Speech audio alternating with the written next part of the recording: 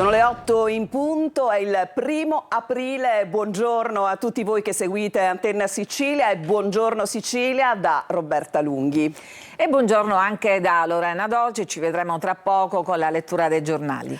Oggi giornata, ve lo annuncio, ricca di notizie, di informazioni, quelle che vi daremo nella nostra parte dedicata proprio a questo, ma che saranno poi oggetto di ampio approfondimento durante i nostri telegiornali. La Procura europea, cominciamo proprio con una ultima notizia, indaga su una presunta truffa ai fondi dell'Unione Europea che coinvolgerebbe 23 persone, tra cui docenti, ricercatori, imprenditori collegati all'Università degli Studi di Palermo. Tra loro ci sono Vincenzo Arizza e Antonio Fabrizio.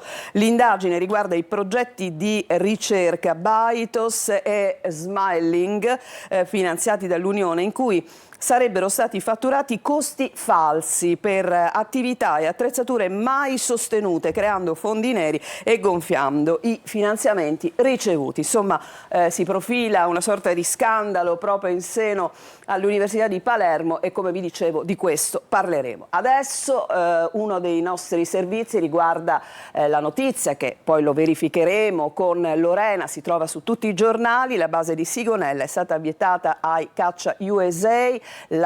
Il veto, il no è arrivato dal ministro Nordio, bisogna attenersi ai trattati, questo il senso. Ma sentiamo. Sospiro di sollievo in Sicilia dopo la decisione del governo italiano. La base aerea di Sigonella infatti non sarà utilizzata da missioni statunitensi dirette in Medio Oriente. La notte di venerdì 27 marzo alcuni cacciabombardieri USA avevano infatti previsto un atterraggio a Sigonella prima di proseguire verso il Medio Oriente. Il no però è arrivato dal ministro della difesa Crosetto dopo aver verificato che il piano di volo non era stato autorizzato né comunicato ai vertici militari italiani. Sigonella resta una base militare strategica, condivisa, usata anche dagli Stati Uniti per operazioni logistiche e di sorveglianza, ma l'autorizzazione italiana sarebbe dovuta passare dal Parlamento. Le basi della NATO hanno tutte un regolamento che è stabilito da accordi internazionali e la richiesta americana è stata fatta al di fuori di questa regolamentazione e naturalmente il ministro della difesa e il capo di Stato Maggiore della difesa non hanno che potuto attenersi a queste regole che tutti, compresi gli americani e i nostri alleati, sono tenuti ad osservare.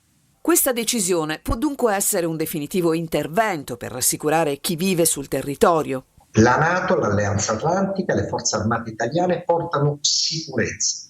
Immaginare di avere una base che porti insicurezza e stabilità vuol dire allora rinunciare alla propria difesa, rinunciare alla deterrenza, ma allora rinunciamo anche alle forze dell'ordine se abbiamo paura che queste creino problemi.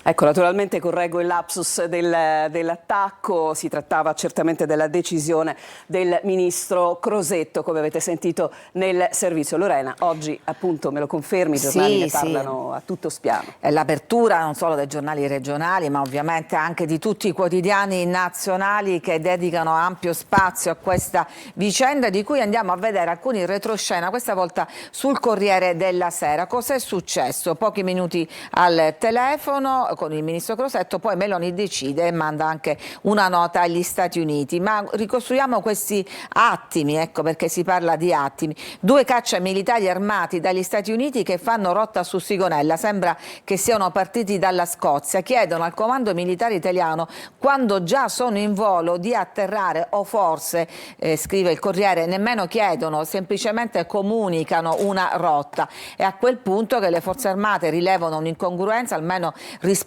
agli accordi fra i due stati e alla prassi di queste dinamiche. Quindi parte questa telefonata del ministro Crosetto che chiama al telefono Giorgia Meloni, un rapido resoconto che gli ha fatto il vertice delle forze armate, che confligge con gli accordi in larga parte secretati sull'uso delle basi militari americane sul territorio italiano.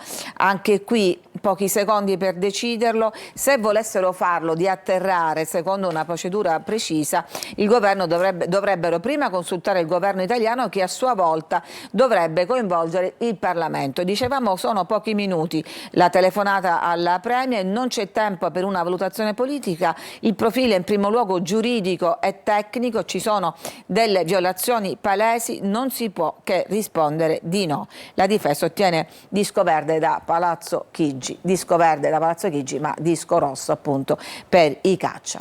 E a proposito di disco rosso, disco verde lo utilizziamo, il disco rosso per quanto riguarda il prossimo argomento, e cioè la sanità, perché arriva lo stop da parte del governo alla nuova rete ospedaliera che era stata appunto presentata dalla Regione. Ci sono troppe incongruenze e troppe criticità sui posti letto appunto nella rete ospedaliera siciliana. Sentiamo.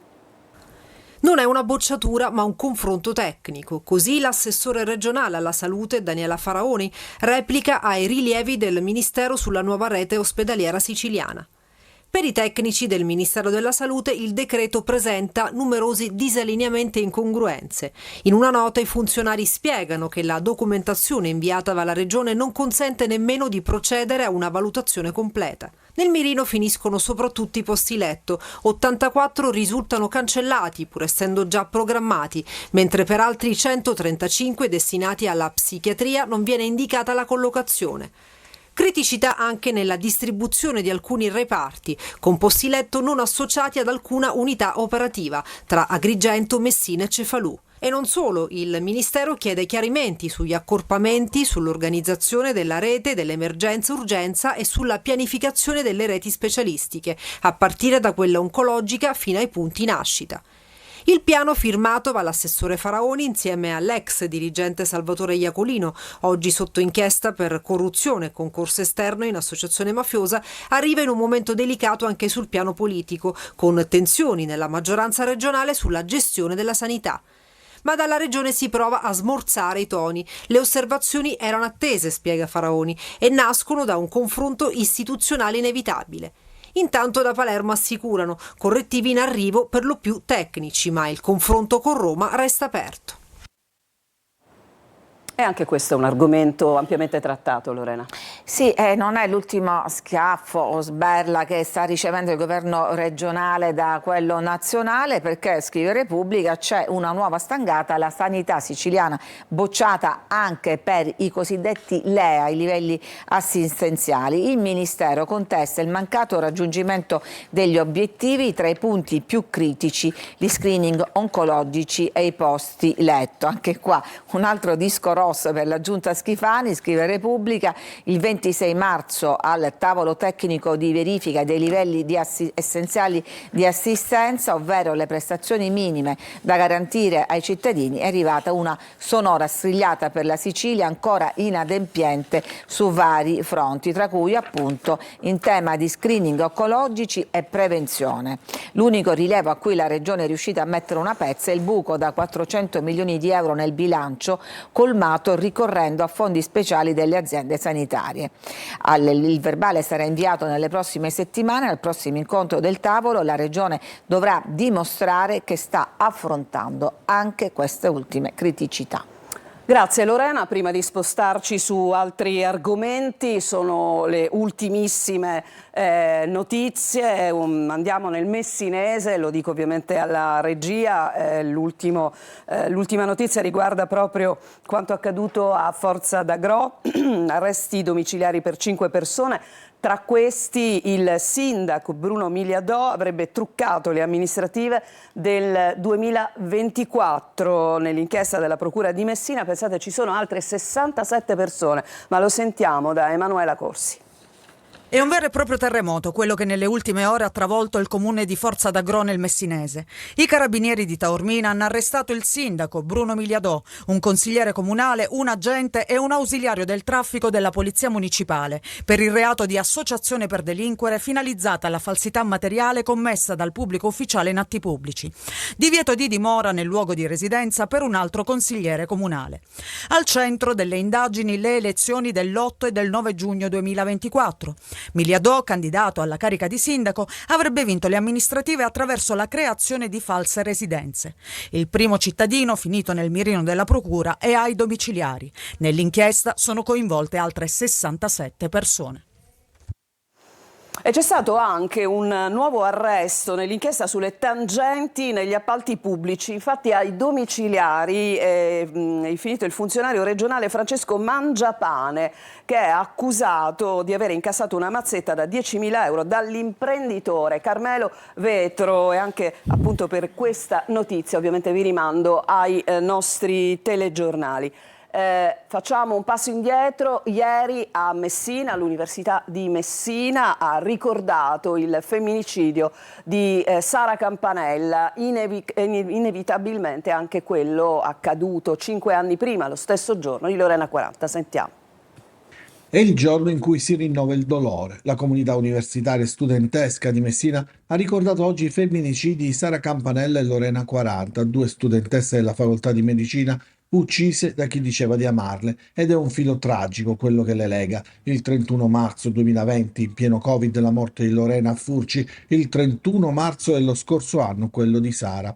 Nel cortile del rettorato questa mattina sono state ricordate con una corona di fiori deposta sul monumento, intitolato proprio alle 2 studentesse. È già passato un anno, però il ricordo si mantiene vivo perché la nostra comunità è stata profondamente colpita da questo avvenimento. Spesso si pensa che siano cose distanti, però purtroppo quando accade a casa nostra il dolore è ancora più grande. Commozione e silenzio in una giornata piovosa a Messina, il velo di tristezza che avvolge tutti, compresa la rettrice Giovanna Spatari, particolarmente colpita dalle 2 tragiche morti. Noi con i nostri studenti insieme, loro più di me non dimenticano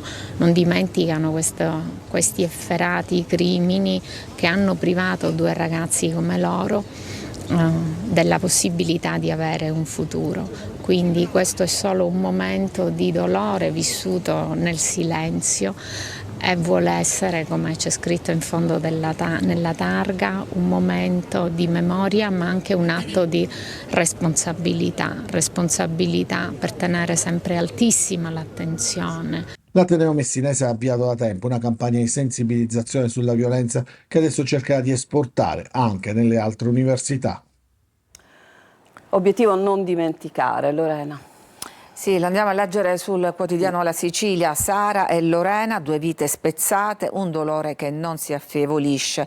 Uccise entrambe il 31 marzo a distanza di 5 anni. Le 2 studentesse sono state commemorate ieri mattina al rettorato, l'abbiamo visto, con una corona di fiori. E l'Ateneo ha avviato da tempo una campagna di sensibilizzazione che vuole esportare anche alle altre università italiane. È stato naturalmente un anno difficilissimo per tutta la comunità, non soltanto quella universitaria, e poi c'è stata quest'altra iniziativa, la sua frase più famosa: mi amo troppo per stare con chiunque, è stata esposta su uno degli shuttle bus di 18 metri che attraverserà la città da nord a sud. Grazie Lorena, adesso ci spostiamo a Catania. Oggi lo faremo a più riprese perché ci collegheremo proprio con Piazza Pietrolupo, che ieri è stato oggetto di sgombero per quello che riguarda il centro sociale che si era appunto insediato, è stato lì per tanti anni, circa 15 anni, vero Lorena, in quella che si può chiamare l'ex palestra di Piazza Pietrolupo. Il servizio, poi andiamo sui giornali. Le ruspe sono entrate in azione con un ragno meccanico e un martello demolitore. Al posto della ex palestra sorgerà una piazza con area destinata a verde, la realizzazione di un giardino pubblico tecnologico e percorsi pedonali con la riorganizzazione delle aree di sosta, mantenendo il numero degli stalli attuali. Con un'operazione interforze coordinata dalla Questura di Catania è stato sgomberato lo stabile di proprietà comunale di Piazza Pietrolupo in esecuzione di un'ordinanza del sindaco Trantino pubblicata sul sito del comune. Perimetrata l'area cantiere che comprende anche Piazza Maiorana, con i lavori che dovranno concludersi entro il 31 dicembre di quest'anno secondo le previsioni del progetto di riqualificazione nell'ambito PNRR, Piani Urbani Integrati e PNC, avviato lo scorso 23 marzo. Questo intervento è un tassello fondamentale della nostra strategia strategia di rigenerazione del centro storico che sta riguardando varie zone, ha dichiarato il sindaco trentino. Piazza Lupo tornerà a essere uno spazio vissuto, sicuro e decoroso, nel segno della sostenibilità e della valorizzazione del patrimonio cittadino. La ex palestra era occupata da anni. Nei giorni scorsi alcuni attivisti avevano messo in atto una protesta pacifica contro la decisione di demolire lo spazio aggregativo. Lo sgombero è avvenuto senza criticità, sotto lo sguardo di alcuni giovani che non si sono opposti alla presenza delle forze dell'ordine mentre si radunavano alcuni manifestanti. Secondo l'ordinanza sindacale, per motivi di sicurezza è fatto tassativo divieto a chiunque di introdursi all'interno dell'immobile e di sostare nelle sue pertinenze.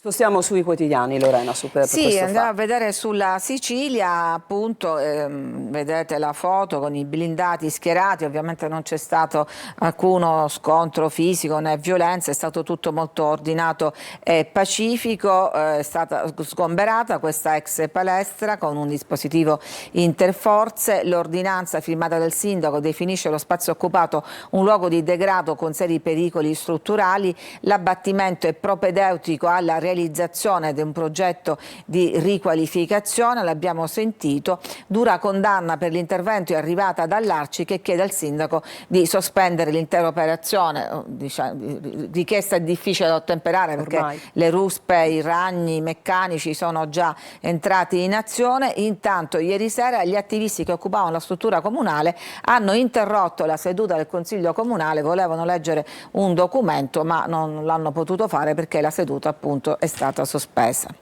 Lorena, continuiamo pure con quello che è la rassegna stampa siciliana con le altre notizie. Allora andiamo a vedere subito la prima pagina di Repubblica dedicata a Palermo, sanità, flop dei livelli di assistenza, l'avevamo detto, le sberle del governo alla regione, bufera sulle censure del Ministero alla rete ospedaliera, l'opposizione parla di vendetta politica per il risultato del referendum, ma scoppia un altro caso, appunto i pesanti rilievi di Roma sul mancato raggiungimento dei LEA. E poi c'è questa notizia che vi leggerò più nel dettaglio, Mazzetta in assessorato, arrestato un funzionario delle infrastrutture, che era quello a cui accennavi tu, Roberta. Andiamo a vedere la prima pagina della Sicilia, naturalmente Sigonella, Altolà, bombardieri USA, la missione non era concordata, Meloni minimizza rapporti solidi, ma lo vedremo anche sul nazionale. Sorvoliamo velocemente perché ce ne occuperemo dopo sul risultato della partita di qualificazione ai mondiali, c'è però questo dati Istat, culle vuote nel 2025, nascite in calo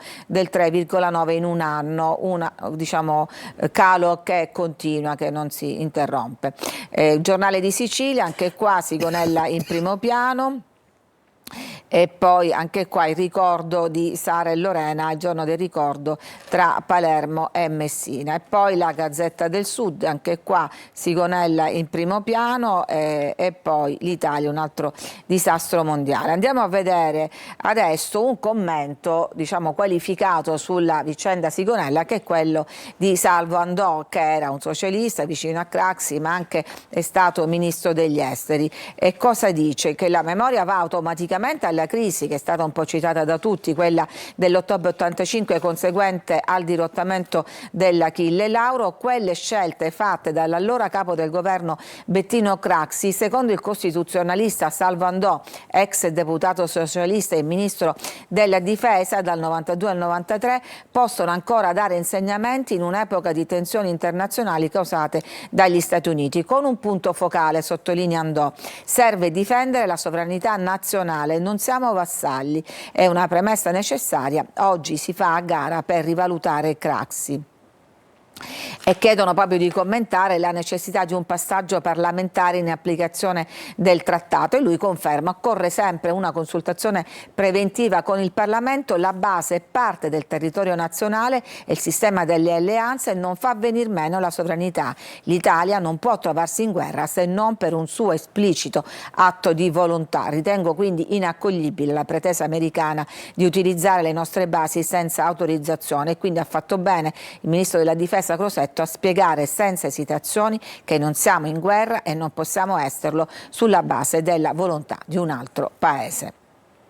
Ricordate il fatto di Sigonella dell'85, quando Craxi schierò i carabinieri per, in quel caso, bloccare i Marines che volevano arrestare i dirottatori dell'Achille Lauro. E poi c'è la vicenda a cui abbiamo accennato poco fa, cioè nuovo arresto nello scandalo delle mazzette alla Regione, mazzette da 10.000 euro, dirigente regionale arrestato per corruzione. Lui è Francesco Mangiamelli, era direttore dei lavori in un cantiere nel quale lavorava anche il cugino di Messina Denaro, ed è un nuovo arresto nell'indagine sulle mazzette pagate dall'imprenditore mafioso Carmelo Vetro, che era in contatto con il manager Salvatore Iacolino. È finito ai domiciliari Mangiapane, funzionario direttivo dell'assessorato regionale alle infrastrutture. È il secondo arresto nel giro di 20 giorni.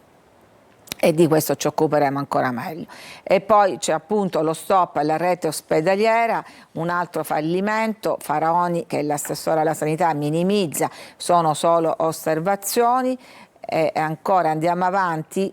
Per una brutta notizia, un'altra buona notizia nella sanità: all'ASP di Palermo inaugurate 8 nuove strutture sanitarie. In un solo giorno aprono l'ospedale di Piana degli Albanesi, 7 case di comunità in provincia, 5,5 milioni stanziati derivano dai fondi del PNRR destinati al potenziamento dell'assistenza di prossimità. E quindi da questo punto di vista qualcosa si sta muovendo. E poi siamo alla cronaca di Catania. Ricorderete tutti l'omicidio delle pasticcere della pasticceria 40 di Catania. È stato arrestato in carcere l'uomo che l'ha accoltellato, è iniziato il processo e contro di lui ci sono prove schiaccianti, in particolare la prova regina del processo contro questo posteggiatore abusivo sono i video che lo immortalano mentre fugge e che abbiamo mostrato anche noi nei nostri telegiornali e che sono stati acquisiti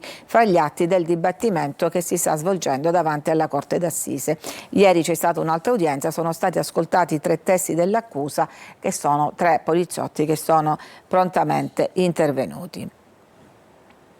E poi un'altra vicenda che fa abbastanza discutere: sconta oltre 11 anni per mafia, ma un netturbino della RAP è tornato naturalmente senza problemi al lavoro perché l'azienda non aveva mai aperto un procedimento disciplinare nei confronti di questo dipendente, che è stato reintegrato dopo una battaglia legale.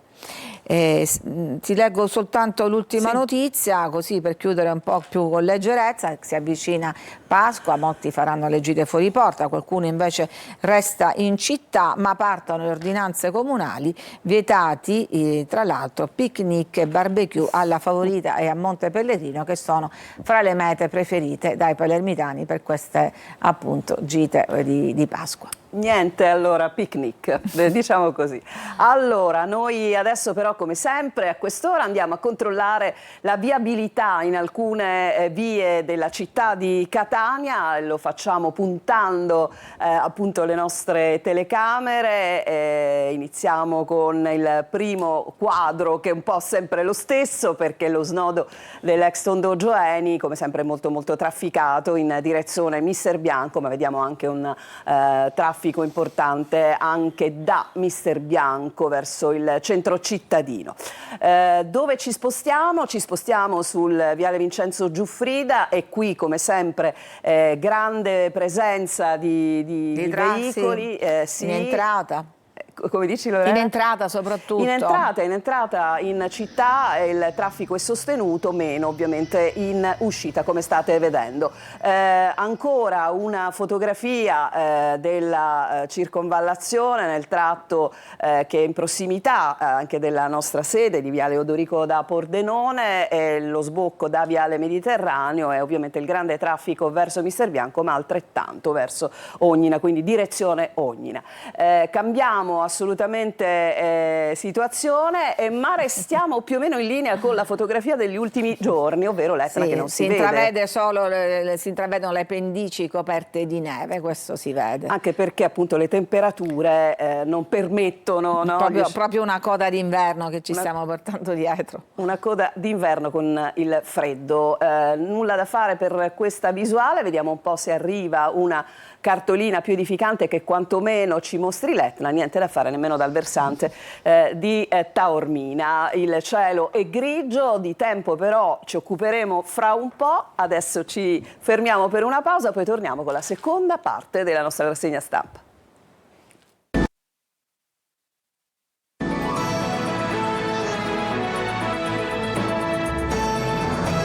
Eccoci tornati in studio a Buongiorno Sicilia, subito a Lorena Dolci per la seconda parte della rassegna stampa. Allora andiamo a vedere subito le prime pagine che, come anticipavo, sono dedicate tutte alla crisi di Sigonella, a questo no dell'Italia al sorvolo, all'atterraggio dei caccia statunitensi, e poi naturalmente la pagina sportiva con l'eliminazione dell'Italia, che anche questa volta non parteciperà ai mondiali, e sono ben 12 anni, i titoli sono i più vari da vergogna in poi. E allora andiamo a vedere il Corriere della Sera, il titolo appunto di apertura: l'Italia nega Sigonella a Trump, e poi azzurri eliminati, la maledizione dei mondiali. Titolo prima pagina analoga per Repubblica: no a Trump per la base di Sigonella, Crosetto nega l'atterraggio ai bombardieri USA, non è previsto dai patti. E poi tutti a casa, la Bosnia vince i rigori, azzurri per la terza volta fuori dai mondiali, un fallimento tecnico e dirigenziale, il calcio italiano va rifondato, vergogna nazionale, questo tra i commenti. La Stampa: Sigonella, il no dell'Italia a Trump, Meloni e Crosetto negano la base ma i rapporti non cambiano, e qui il titolo è disastro mondiale per l'Italia, che è fuori per la terza volta di fila. Stavolta ci elimina la Bosnia, che prima era stato un po' sottovalutato come avversario. Il giornale di ispirazione cattolica Avvenire, anche qua l'apertura: primo no a Trump, Crosetto nega l'autorizzazione all'atterraggio dei bombardieri USA nella base di Sigonella. Intanto l'inflazione rialza la testa in tutta Europa. Dopo aver visto le prime pagine andiamo a vedere un po' nel dettaglio. È vero che c'è stato il no ai bombardieri USA, ma, scrive il Corriere della Sera, Palazzo Chigi con una nota ha precisato: non ci sono attriti, a conferma dei buoni rapporti notori tra la Meloni e Trump. Il ministro della difesa dice: faccio rispettare i patti, il Pentagono nega, la Casa Bianca appunto conferma, l'Italia ci sostiene. È un altro caso Sigonella, 41 anni dopo, il braccio di ferro che appunto abbiamo richiamato anche noi con Salvandò, fra l'allora premier Bettino Craxi e il presidente americano Ronald Reagan, sulla consegna agli USA del comando palestinese responsabile dell'omicidio di un turista israeliano durante il dirottamento dell'Achille Lauro. Quella fu la più grave crisi nel dopoguerra fra Italia e Stati Uniti, adesso un altro no di Roma, legittimato appunto da questi patti internazionali. È la prima volta, almeno ufficiale, dall'inizio del conflitto, che gli americani chiedono, anche se erano già in volo, l'uso dello scalo militare siciliano, dove però, in mancanza di altri accordi e comunque di un passaggio in Parlamento, sono consentite solo attività tecniche, logistiche e di intelligence. E devo dire che dal punto di vista della logistica in questi giorni in tanti hanno denunciato un intenso traffico sopra i voli di Sigonella, sopra i cieli di Sigonella. E vediamo qual è la strategia un po' secondo la Stampa dietro questo gesto. Cioè, cosa vorrebbe fare la Premier? Smarcarsi da Trump ma senza strappi. Il piano Meloni per rilanciarsi in Italia. È l'unica tra i grandi leader a non aver avuto una telefonata ufficiale col tycoon da inizio guerra. E diciamo appunto Meloni fa leva su questo argomento per spiegare lo stop, cioè il fatto che ci doveva essere un passaggio in aula. L'ambasciata USA è stata informata in diretta, ma non sappiamo con certezza se Meloni abbia avvisato di persona Fertitta, che è l'ambasciatore, nonostante la loro frequentazione telefonica sia costante. Certo è, stando a quanto riferiscono da Palazzo Chigi, che Meloni non sente Trump. Quello che fa Meloni Meloni, secondo diverse fonti di governo, è sfruttare politicamente in chiave interna una decisione presa a prescindere dalle fughe di notizie, mentre si premura dall'altro lato di rassicurare l'alleato americano. Non potevamo fare altro in base appunto ai contratti. E intanto cosa succede nella guerra in Medio Oriente? Trump contro gli alleati, ora difendetevi da soli ma non attacca l'Italia. Questo rientra sempre in quelle relazioni bilaterali. Hormuz dice non è un problema mio, ribadisce anche questo titolo.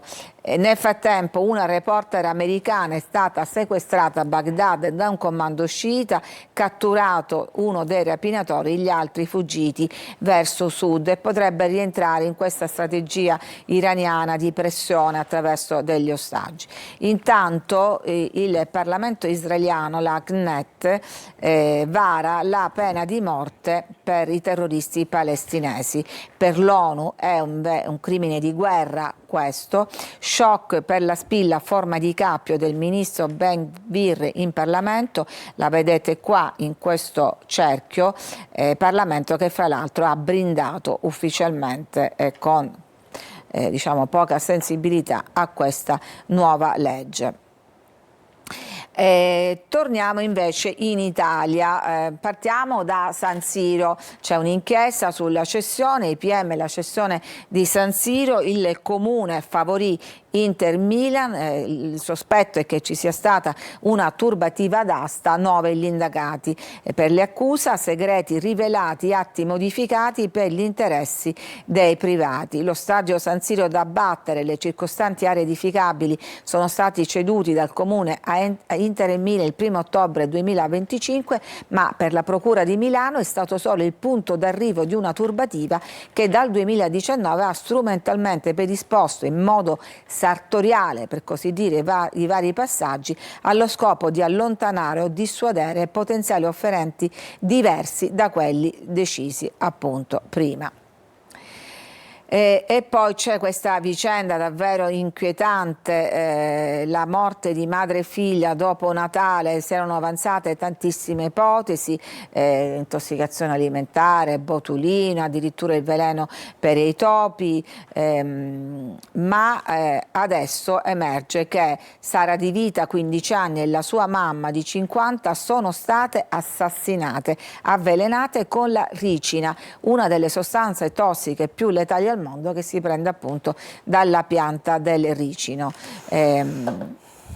Sono state trovate tracce di ricina nel sangue di madre e figlia, ci sono indagini in corso tra familiari e amici, la svolta è arrivata dagli esami tossicologici del campione del centro antiveleni a cui erano stati inviati i campioni. Ebbene, i test hanno rilevato tracce di ricina nel sangue delle 2 vittime e in un capello, e la ricina è un veleno altamente tossico, difficile da reperire, che richiede competenze specifiche per essere preparato, non è escluso che possa essere stato acquistato addirittura sul dark web, cioè quella parte nascosta della rete, particolari che rafforzano l'ipotesi dell'azione volontaria e pianificata, quindi un quadro sempre più inquietante. Così come è inquietante il progetto che stava studiando questo 17enne, la Digos verrà in classe, il 17enne suprematista voleva cancellare le prove, per la Procura di Perugia c'è il progetto di una strage a scuola.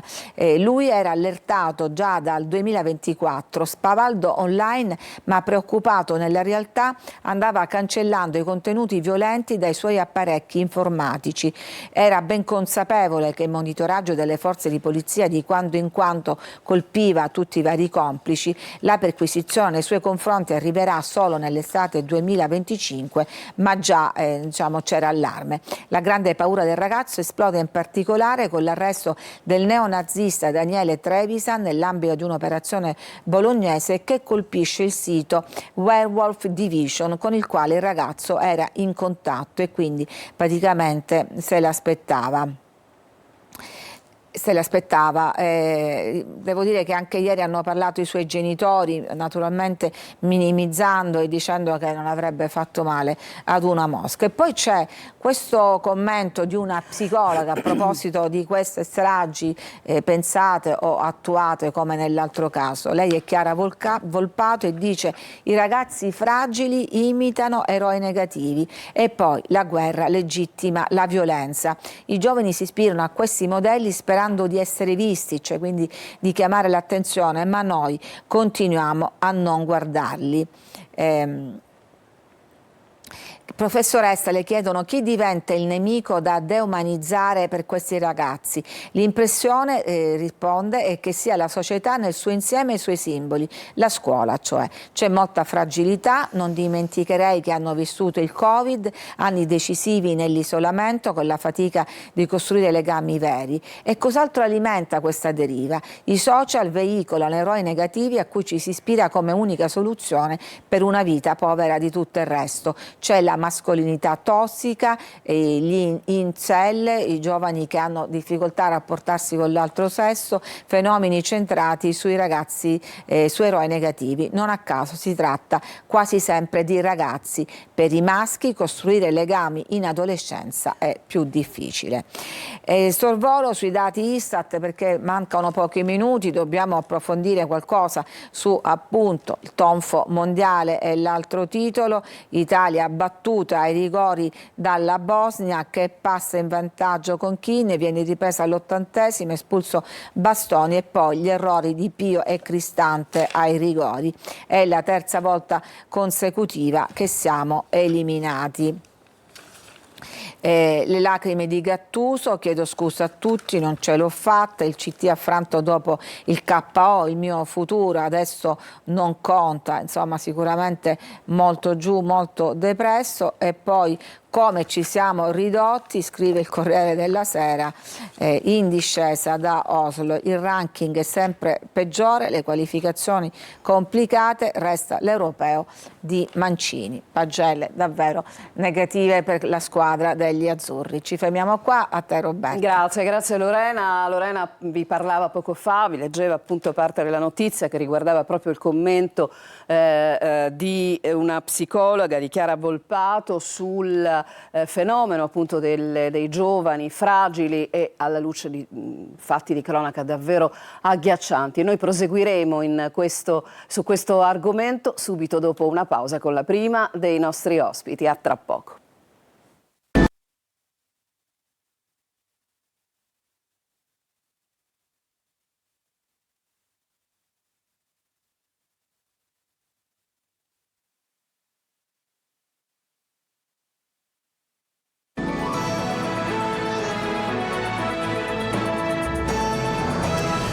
E siamo arrivati a un'altra parte della nostra trasmissione, tanti argomenti oggi, tanta carne al fuoco, ma come vi dicevo prima della pausa, oggi tocchiamo il tema molto importante, molto delicato, parliamo di giovani, del rapporto con i cellulari, quello che sta diventando veramente uno dei problemi importanti del cyberbullismo, di azioni davvero incredibili che vengono commesse e che sono anche spunto di importanti riflessioni. Lo facciamo con la dottoressa Sonia Mazzeppi. Buongiorno, dirigente psicologo di Catania. Ben trovata, dottoressa. Buongiorno a voi. Allora, dicevamo temi, lo dicevamo io e lei prima di entrare in onda, temi dei quali non bisogna mai stancarsi di parlare. Lei mi diceva, io già dal 2007 avevo in qualche modo evidenziato che questo sarebbe diventato un problema crescente, sempre più importante, quello di attenzionare il rapporto tra i giovani e le loro solitudini, mettiamola così, e che poi nel tempo si è rivelato essere insomma una miccia davvero esplosiva.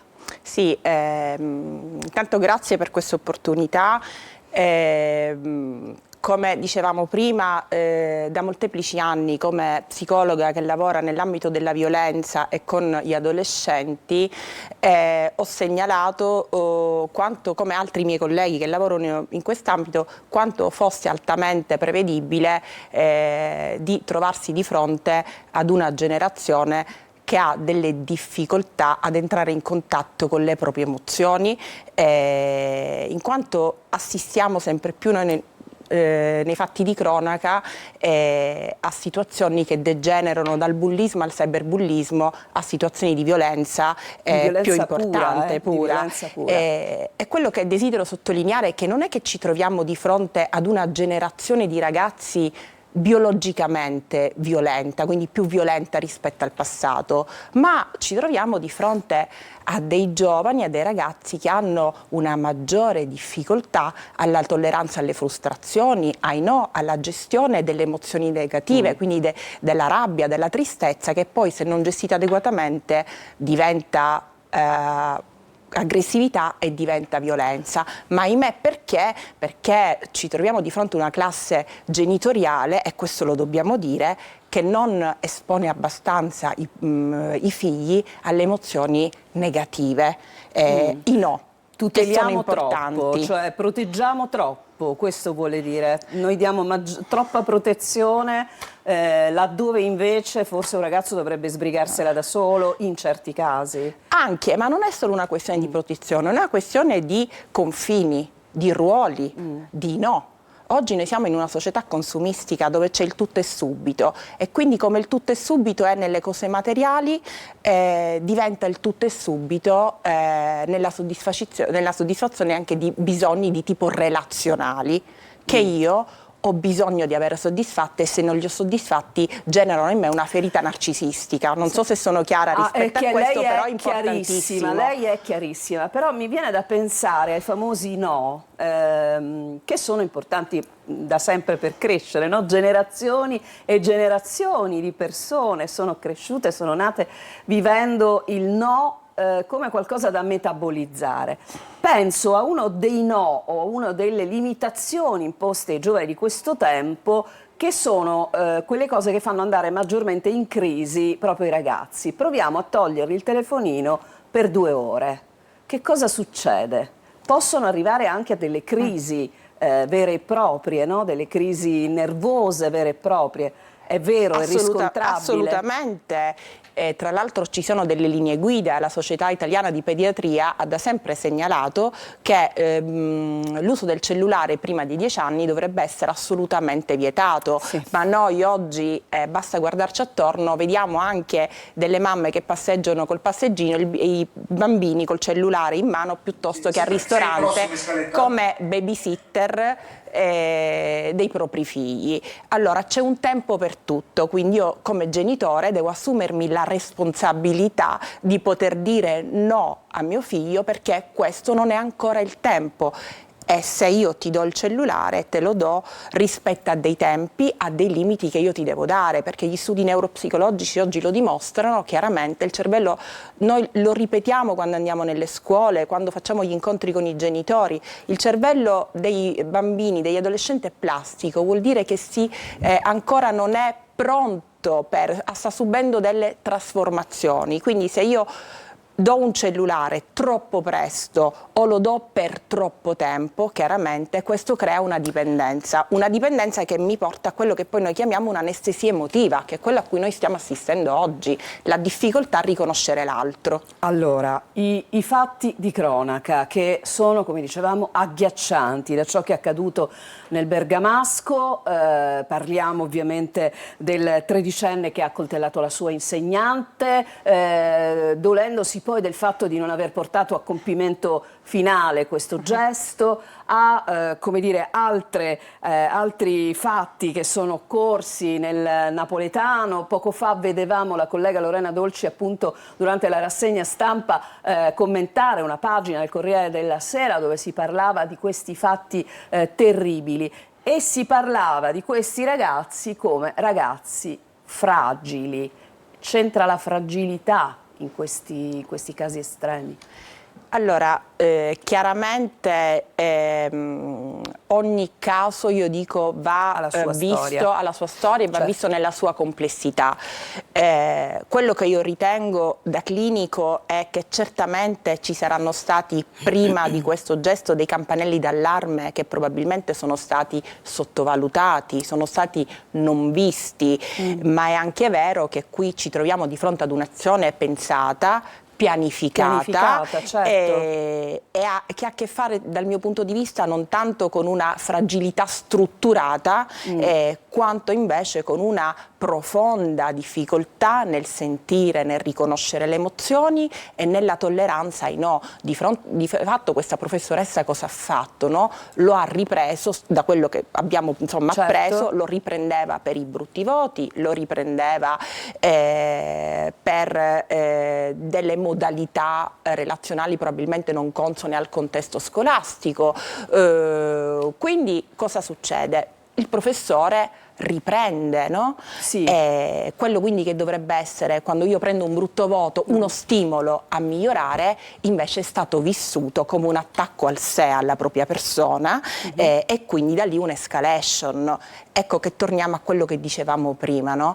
L'importanza per queste nuove generazioni soprattutto, di tornare all'ascolto delle proprie emozioni, quindi quanto è importante per le scuole affiancare le competenze educative a quelle emotive, ma lì c'è anche una problematica di responsabilità genitoriale, perché i genitori devono vederli questi figli, li devono osservare. Allora, voi fate come ASP di Catania tanto in questo senso, perché avete attivato proprio una campagna di comunicazione nelle scuole, forse è una campagna che dovrebbe coinvolgere anche le famiglie, questo bisognerebbe sicuramente pensarlo, visto che lei mi dice quanto è importante, no? Che tutto parta dalla capacità di negare qualcosa, di far metabolizzare dunque il no, perché magari al primo viene male, al secondo, al terzo, al quarto ci si abitua un po' alla cosa. L'avete fatto proprio recentemente, l'abbiamo raccontato nel nostro servizio all'Istituto Venturino, ma il vostro percorso di comunicazione con i ragazzi continua? Continua ed è iniziato già da tempo, ha detto bene. Noi insieme appunto al direttore generale, dottore Senzio, che ha dato grande disponibilità rispetto a questo aspetto, grande impulso, con il direttore dell'UOC materno infantile al quale appartengo, la dottoressa Coco, abbiamo voluto fortemente implementare queste azioni in maniera trasversale. Tra l'altro sottolineiamo che mentre fino a qualche anno fa noi facciamo questi seminari di prevenzione e sensibilizzazione nei licei, nelle scuole superiori, poi siamo scese, siamo andate alle medie, adesso ahimè ci siamo resi conto che è importante partire già dalla scuola primaria. Noi andiamo dai ragazzi e con i ragazzi, facendo anche degli incontri interattivi. Che cosa dite ai ragazzi? Io sono curiosa di capire come si svolgono questi momenti. Allora, sono degli incontri interattivi, chiaramente calibrati rispetto all'età dei ragazzi. Certo. Partiamo da uno stimolo che può essere anche audiovisivo, per poi coinvolgerli in azioni riflessive dove diamo anche loro la parola e li facciamo parlare. Loro raccontano, loro parlano, raccontano anche di storie che hanno, cioè come dire, apriamo un po' quello che è il loro canale emotivo, perché loro hanno bisogno di essere ascoltati, di essere visti, ma come lei ben diceva prima, quello che è importante ed è quello che tra i nostri obiettivi è quello di coinvolgere le famiglie. Nella nostra mission è quella di allargare i nostri incontri alle famiglie. Tra l'altro noi come consultorio familiare, no, siamo aperti a questo, noi abbiamo proprio lo spazio giovane nei nostri consultori, le azioni e i seminari che noi facciamo sono quelle azioni trasversali che noi facciamo all'attività clinica, quello che noi diciamo sì, noi ci siamo, allora se c'è un ragazzo che è triste, che è arrabbiato, che c'è qualche problema, se noi ne parliamo in tempo probabilmente preveniamo. Abbiamo un minuto, volevo però commentare con lei e proprio il giornale, la pagina del Corriere. La psicologa Chiara Volpato diceva: l'atmosfera di guerra influenza anche l'agire dei ragazzi. Abbiamo letto dalle cronache di ragazzi che progettavano ordigni, che sperimentavano o ipotizzavano stragi, cioè c'è veramente questa possibilità che in una mente e in una psiche così ancora giovane ci possa essere quasi la normalizzazione di certi fenomeni, come appunto parlare di guerra e parlare di armi?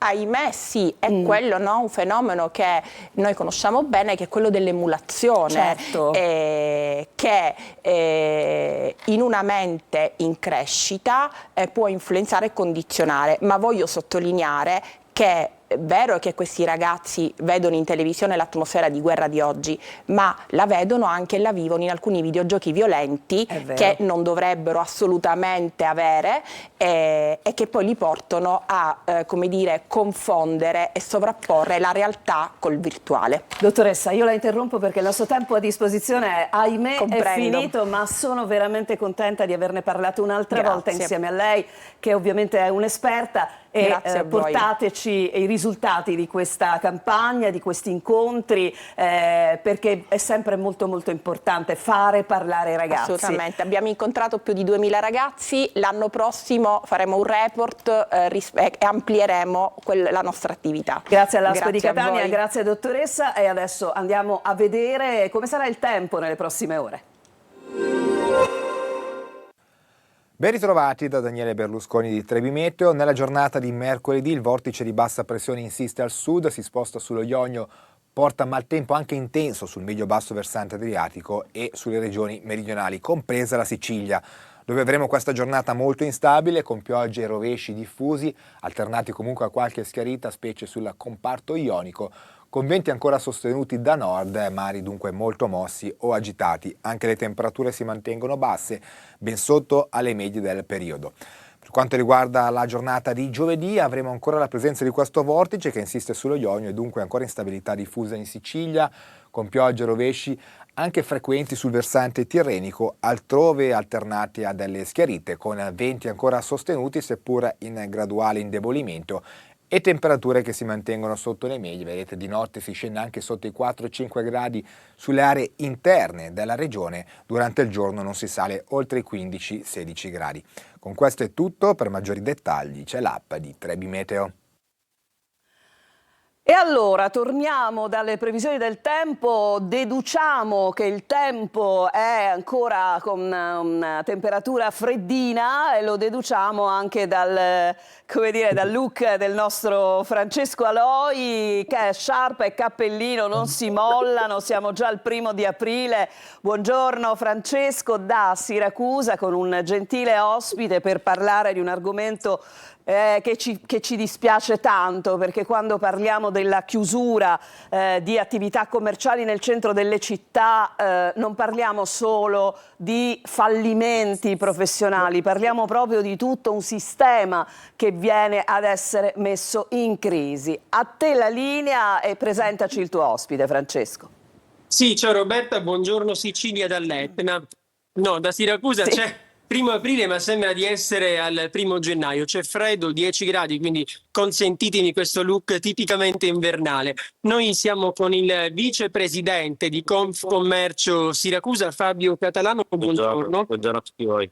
A Siracusa, da diversi anni a questa parte, c'è la desertificazione non legata alle condizioni meteorologiche, ma al commercio, perché molte attività purtroppo ai noi hanno dovuto chiudere, saracinesche abbassate, perché non ci si arriva a fine mese, difficile arrivarci, quindi questa è stata la drastica decisione di molti commercianti. Io però vorrei chiedere al nostro ospite la fotografia della situazione ad oggi in città. Sì, diciamo che sono studio fatto da Confcommercio tra il 2012 e il 2025. In Italia hanno chiuso circa 275.000 aziende, il numero è veramente, veramente importante. Ovviamente questa problematica è amplificata al sud Italia, dove le imprese soffrono molto di più. Si stima che solo sul siracusano circa il 26% delle aziende abbia chiuso, scendendo sotto la soglia delle 1000 partite IVA, diciamo così. Diciamo che il negozio di vicinato comincia ad avere grandi difficoltà, i quartieri si cominciano a svuotare e questo ovviamente ne va su quello che può essere anche il problema della sicurezza, chiamiamolo così, diciamo che le aziende, classica azienda, la classica attività chiude, quelli che soffrono di più sono le attività di bar, le attività di commercio classico, anche se poi c'è stato una contro, sostanzialmente sono aperte più attività di ristorazione ehm, rispetto alla classica attività. Allora, io non mi fermerei alla crisi economica in sé, io andrei un po' più a fondo al problema, quelle che magari potrebbero essere le concause di questa emergenza, perché possiamo definirla così, penso, ma magari potrebbe centrarsi anche l'assenza dei parcheggi per le auto, magari le persone si sentono più invogliate e incentivate ad andare nei centri commerciali dove facilmente si trova posto. Diciamo che sicuramente la mancanza di parcheggio ha influito per buona parte su quelle che sono state le scelte dei commercianti. L'apertura dei centri commerciali ha dato sicuramente una grande botta, seguita anche dall'online che ha avuto dal Covid in poi ha avuto un'esponenza impressionante. Quindi carenza di posti auto, ma anche il commercio online, l'e-commerce, che è una piaga, possiamo dirlo, per i commercianti. Magari il consumatore acquista qualcosa a minor prezzo online piuttosto che andare dal commerciante, però quella differenza di prezzo, ecco, ha un significato quale? Assolutamente. Il discorso è che l'online è meno regolamentata rispetto al commercio tradizionale e sicuramente avrebbe bisogno comunque di più regole. E poi comunque per le aziende hanno grosse difficoltà su quelli che sono i costi fissi di bilancio, perché gli affitti hanno raggiunto una parte del bilancio dell'azienda che appesantisce tanto per far fare degli affitti, di conseguenza sono veramente molto cari. Quindi c'è grande difficoltà da parte del commerciante per poter sostenere l'affitto. Roberta, a te. Sì, grazie Francesco. Mi incuriosiva molto questo dettaglio che è stato appunto elencato da Catalano, e cioè il fatto che abbiano chiuso molti bar. Mi sembra di aver capito così. Ecco, adesso in una città ad altissima vocazione turistica come Siracusa, dove insomma il bar, no, diventa un luogo, una meta importante per il turista, davvero stupisce che chiuda il bar. Avrei avuto minore stupore sul negozio d'abbigliamento, di calzature. Lì c'è proprio una migrazione rispetto ai centri commerciali. Come mai questa tipologia, secondo lei, che è di immediata fruibilità non solo per il turista ma anche per il siracusano che passeggia in città? I costi elevati, cos'è stato? Sicuramente i costi elevati. Parecchi bar comunque hanno chiuso, ma hanno aperto parecchi ristoranti. Si è passato un attimo quella che è l'offerta di ristorazione, dal bar molto più veloce alla ristorazione più mirata sul centro storico. Quindi al caffè preferisce la pasta al forno magari. Francesco, scusami, al di là delle osservazioni negative, quindi dire ha chiuso e capire che c'è un problema, perché indubbiamente c'è un problema, ci sono dei correttivi proposti, ci sono delle iniziative da parte di Confcommercio in questo senso? Ma sicuramente quello sì. Confcommercio sta cercando di mettere in campo delle azioni particolari, chiedendo a tutti gli attori della filiera di partecipare. Ovviamente su questa cosa servirebbe anche il coordinamento insieme a quelle che sono le istituzioni, quindi la provincia, il nazionale, perché serve veramente una mano da parte anche della politica. Ecco, ma a livello di amministrazione comunale magari è arrivata a voi qualche proposta per incentivare all'apertura di nuove attività o quantomeno non fare chiudere quelle già esistenti? Questo momento no, pochi. Sulla borgata si sta puntando di più però non si può puntare Guardate il secondo centro storico della città, poco distante. Stanze d'Ortigia, ma non si può puntare solo esclusivamente sul centro storico, perché comunque la città si espande anche verso. Secondo voi la periferia, o quantomeno le zone diverse dal centro storico, quindi Ortigia e magari Borgata, è un po' più dimenticata dall'amministrazione? Cioè punta meno a queste zone? No, sostanzialmente no. Però sarebbe importante sedersi con l'amministrazione, un tavolo tecnico, per cercare di risolvere i problemi anche in questo momento dei commercianti che in questo momento sono aperti, che hanno delle grosse difficoltà, come in questo caso nella via in cui ci troviamo ci sono grosse difficoltà di parcheggio, perché le ciclabili hanno comunque eliminato una grossa parte del parcheggio. Sì, noi siamo in via Letica, zona centralissima e molto trafficata, caotica direi Francesco. io, e trovare un posto auto anche alle 8 del mattino diventa molto difficile. Roberta, a te. Francesco, che negozi ci sono lì? Cioè lì attorno, che negozi ci sono? Qui non so se vedete in fondo ci sono qui vicino bar, poi altre attività, supermercato, macelleria, abbigliamento o qualcosina qui. Diciamo che l'abbigliamento è più via Tisia, via Pitia, qui vicino, ma poi Corso Gelone, Corso Matteotti, ma lì arriviamo a Ortigia. Va bene. Insomma, ci sono diverse varietà di negozi. Allora, io direi che sarebbe bello unirsi tutti per cercare delle iniziative, per cercare di lanciare delle iniziative importanti come Confcommercio, perché tu sei a Siracusa, il tuo ospite ovviamente rappresenta Confcommercio Siracusa, il vicepresidente, leggevo, ma noi abbiamo sempre raccontato anche con altri esponenti di altre città che il problema esiste, non è Siracusa, Agrigento per esempio sta in vetta a questo problema.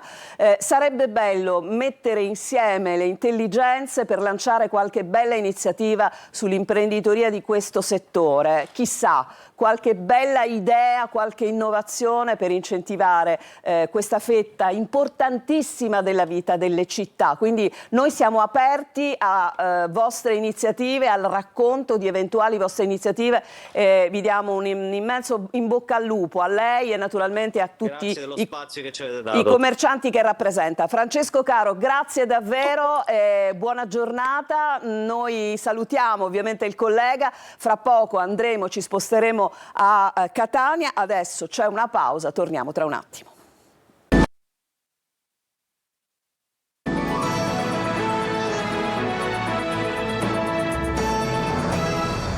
E siamo tornati in diretta, buongiorno Sicilia, andiamo subito nel quello che è il nostro ennesimo collegamento, ci spostiamo da Siracusa a Catania, do il buongiorno a Edoardo Sergi, buongiorno Edoardo, ti trovi in piazza Pietro Lupo, abbiamo raccontato proprio da ieri quelli che sono stati i lavori che sono cominciati per lo sgombero della ex palestra di piazza Lupo da centro sociale, adesso invece a luogo di pieno cantiere. Che cosa è accaduto e presentami anche i tuoi ospiti, a te.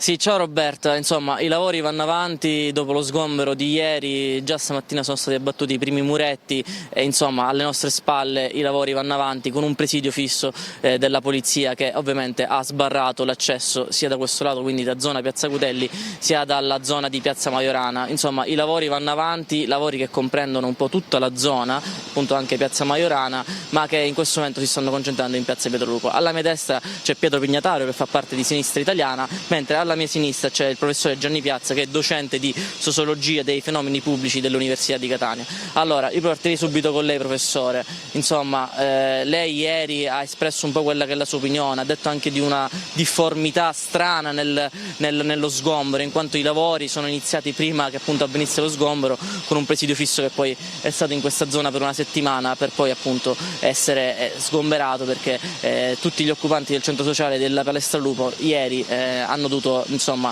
lasciare la struttura.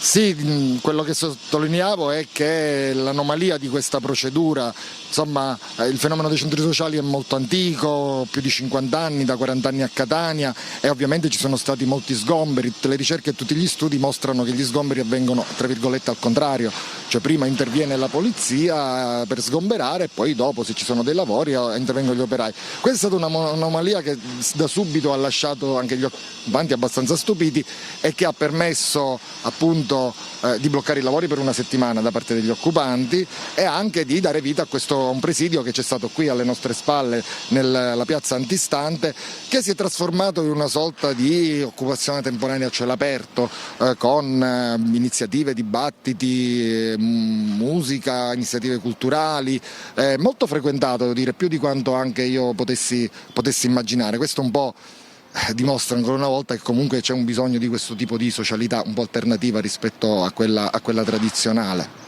Quello che dobbiamo dire è che comunque la situazione è abbastanza tranquilla. Passo appunto la parola a Pietro, perché tu fai parte di Sinistra Italiana, appoggi quello che può essere appunto il centro sociale, non ne fai parte direttamente, però ecco, ieri hai detto c'è stata un'azione muscolare da parte della polizia, però è chiaro che anche chi faceva parte di questo centro ha in qualche modo osservato quelle che erano le indicazioni della polizia.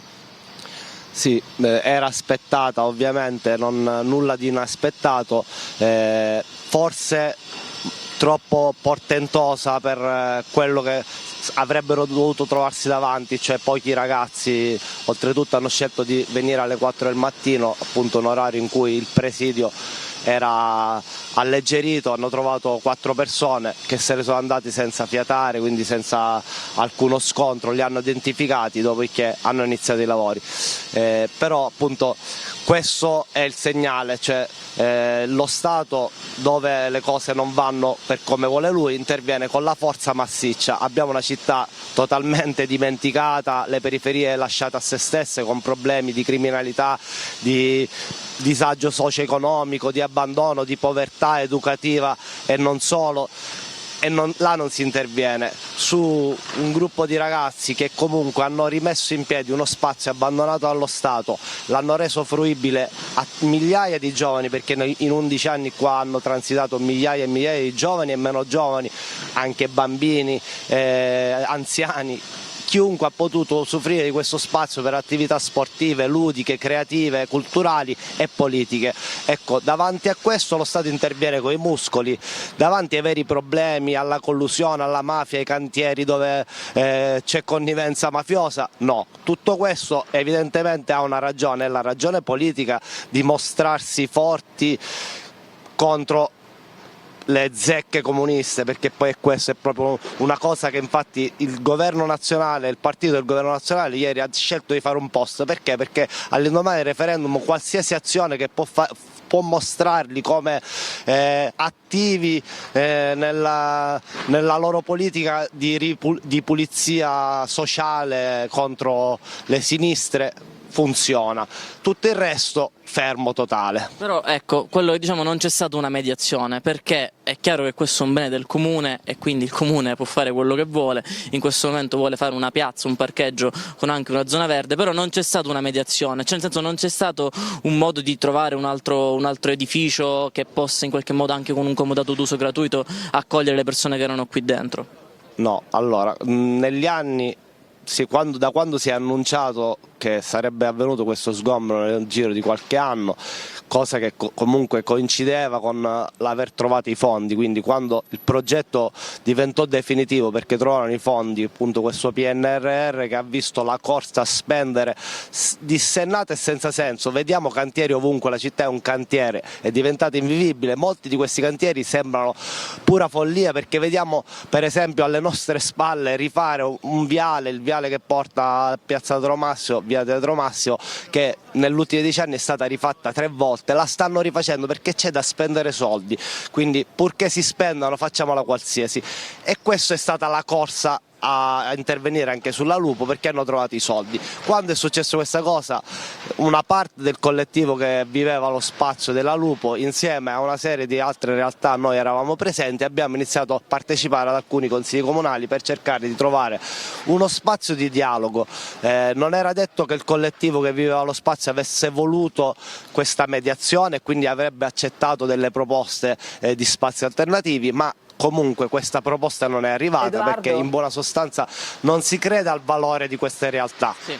Allora Roberti, ti dico che stiamo attendendo anche Gianni Magni perché ieri all'interno del Consiglio Comunale c'è stato un sit-in di protesta e il Consiglio Comunale non si è potuto svolgere. Gli ospiti si sentono da studio, quindi puoi fare le domande, sono pronti loro. Sì, naturalmente sei intervenuto dicendo proprio ciò che stavo per dire, cioè il fatto dell'interruzione ieri del Consiglio Comunale. Volevo fatto un po' un bilancio, un resoconto di come sono andate ieri le cose, di che cosa ovviamente chiedevano, no? Le persone che sono entrate in Consiglio Comunale. Volevo sottolineare una cosa: nelle immagini che abbiamo mandato, non so se gli ospiti, appunto hai detto che ci sentono, che mi sentono, comunque nelle immagini che abbiamo mandato ho visto che c'era una scritta nelle pareti: vogliamo una vita bella.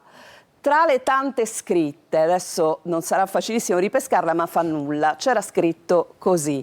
Io vorrei andare da Gianni Piazza. È una scritta molto emblematica, no? Volere una vita bella non è di nessuna fazione. Volere una vita bella è una frase stupenda. Che vita bella chiedono le persone che vivono all'interno di centri sociali, che fanno incontri, che si confrontano? A quale vita bella si aspira, secondo lei? Ma la vita bella, il concetto di bella ovviamente cambia molto a seconda di chi la esprime. I decenni per cui sono stati, diciamo, da quando sono stati occupati i centri sociali, esprimono sempre una volontà e un bisogno da parte soprattutto delle fasce giovanili, che cambiano nel tempo, di vivere le relazioni sociali ma anche l'attività politica in maniera diversa rispetto a quella tradizionale. È una cosa molto importante. I centri sociali nascono anche per un'esigenza di cosiddetta socialità diretta, cioè non mediata, non mercificata, cioè io voglio stare insieme a delle persone ma non per questo devo spendere soldi perché è praticamente quello che mi viene detto che devo fare. Ma non è soltanto questo, anche la possibilità è stato sempre di esprimersi anche da un punto di vista artistico. Molti gruppi, band sono nati nei centri sociali, cioè la capacità di potersi esprimere liberamente anche da un punto di vista artistico. E poi c'è anche una voglia di fare politica in maniera diversa rispetto a quella tradizionale. I centri sociali non sono soltanto un luogo di aggregazione sociale, di produzione culturale autonoma, e anche di fornitura anche di servizi di welfare auto-organizzato. Non dimentichiamoci anche i consultori, gli sportelli, eccetera eccetera, ma anche i giovani che li occupano, li gestiscono, manifestano una volontà di fare una politica differente, diretta, senza mediazioni, senza deleghe più che altro, cioè partecipazione diretta piuttosto che partecipazione delegata. Queste sono alcune delle cose, alcuni dei bisogni delle cose che emergono ormai da 40 anni a questa parte. Quindi non è una cosa, la storia, diciamo, dei centri sociali è nota ed è ampia, e comunque ci ha fatto piacere raccontare oggettivamente di reazioni assolutamente composte, tranquille.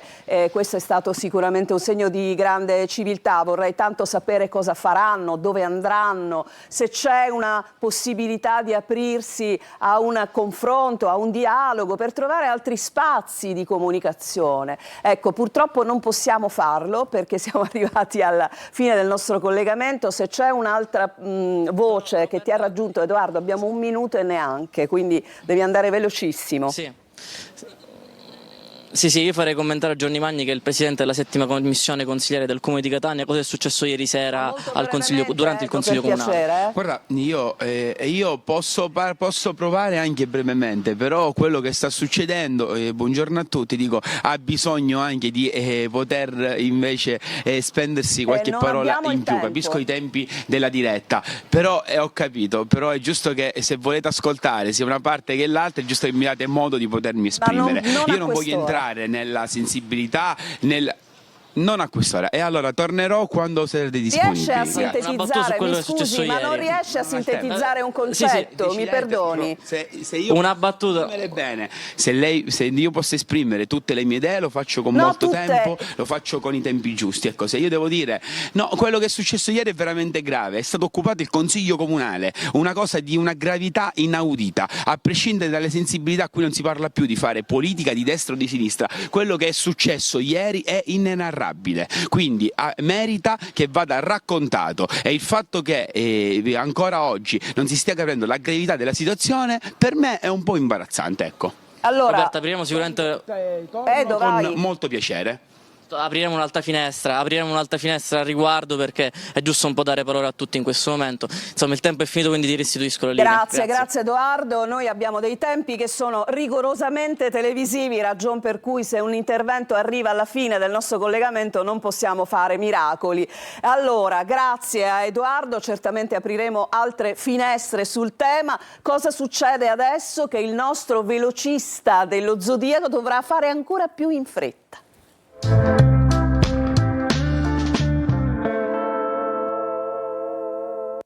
Allora, eccoti qua, lo sai, l'hai compreso, oggi insomma l'argomento era caldo e quindi saprai rendere giustizia ai nostri tempi televisivi. Buongiorno Marco. Buongiorno, buon primo aprile cara Roberta. Allora, oggi vi narro di Céline Dion, che ha dato una bellissima notizia che ha messo l'allegria a tutti i suoi fan, ovvero ritorna con un ciclo di 10 concerti proprio a Parigi. Bellissimo ritorno in scena dopo aver passato una specie di calvario con la Stiff Syndrome, ovvero la sindrome proprio di una fisicità assolutamente trattenuta, l'abbiamo seguita in molti, rediviva come il suo segno zodiacale, l'Ariete che rinasce con 4 pianeti nel suo cielo. Auguro a Céline Dion questo nuovo inizio che sa di vita, di presenza e di una nuova svolta nella sua carriera. Benissimo, Ariete e Céline Dion, ma cosa succede nello Zodiaco? Oggi una luna alquanto spregiudicata, un pochino veloce, un pochino contro Saturno e contro tutte le regole, ed è proprio l'Ariete che si toglie letteralmente tutti i limiti. Il Toro invece gode della bella Venere che è entrata nei suoi gradi, i Gemelli invece sono sempre più ansiosi di ricevere notizie e risposte. Cancro, come tutti i segni d'acqua, oggi voi con la luna riuscirete a essere anche un po' stravaganti, lunatici ma efficaci. Leone, obiettivi chiarissimi per voi, si profila all'orizzonte una nuova svolta carrieristica importante, una luna stupenda che vi offre una svolta e che vi rimette in carreggiata. Bilancia, voi più di tutti oggi volterete pagina perché userete mezzi completamente diversi, come lo Scorpione che sembra un po' più curioso del solito. Il Sagittario invece non ne vuole sapere nulla del circostante ma vuole andare avanti con le sue convinzioni. I Capricorno sempre più innamorati con una bella Venere di Trigono. Gli Acquario che oggi godono di una luna uraniana nelle loro corde, per cui aspettatevi oggi ogni eccentricità da parte del segno zodiacale dell'Acquario. Pesci, in ultimo, come gli altri segni d'acqua, oggi la luna non è più in opposizione, quindi torna il buon umore. E detto questo, dal vostro velocista dello Zodiaco che infrange pure i suoi record, vi auguro buongiorno Sicilia. Ciao cara Roberta. Meravigliosa, vado da Lorena subito per la chiusura della nostra rassegna. Grazie, e anche io Marco. sarò velocissima, proprio 2 secondi per raccontarvi questa bella storia di questo professore. Lo vediamo qua, si chiama Gino Petralia, un professore di fisica ormai in pensione che però si occupa volontariamente, quindi senza retribuzione, dell'orologio simbolo di Enna. Appunto, lui è un ex docente di fisica che da una trentina d'anni si occupa della manutenzione di lancette e meccanismi di un bene comune, ed è proprio questo il senso, prendersi cura di qualcosa di comune senza chiedere nulla in cambio. Lorena, grazie, abbiamo finito questa puntata di Buongiorno Sicilia e naturalmente Buongiorno Sicilia tornerà domani puntuale alle 8. A tutti un buon proseguimento di giornata.